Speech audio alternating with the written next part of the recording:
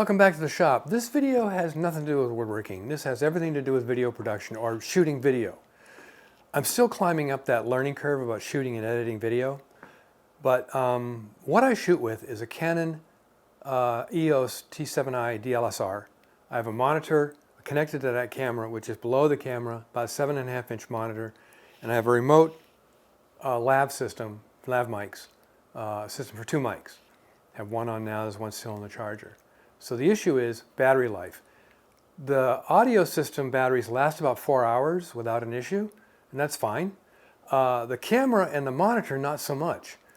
They're good for maybe 2 hours, and it doesn't sound like a problem, but when you're in the middle of shooting something, you get in that zone, and you realize the little red blinky light came on, battery, battery, battery, and you realize you've lost 5 or 10 minutes of video.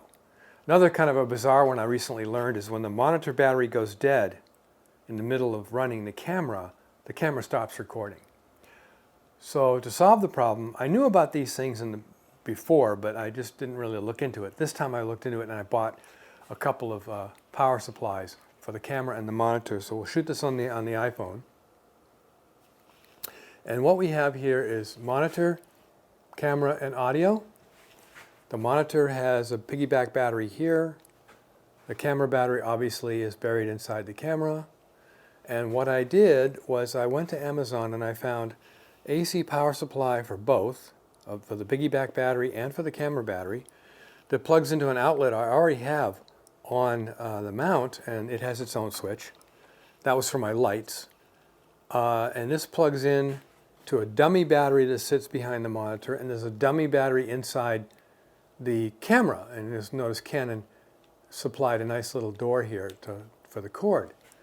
So now when I want to shoot a time lapse, I can set the camera up anywhere in the shop and turn the camera on and run a time lapse for hours and hours if I want, instead of using one of my sports cams, which have very different CCDs and different color temperatures and all that, and I have to go in and play with that in post.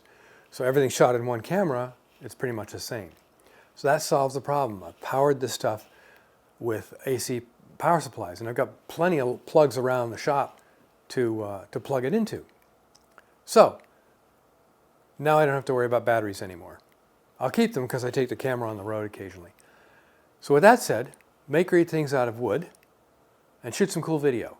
Now, back to the shop overhaul.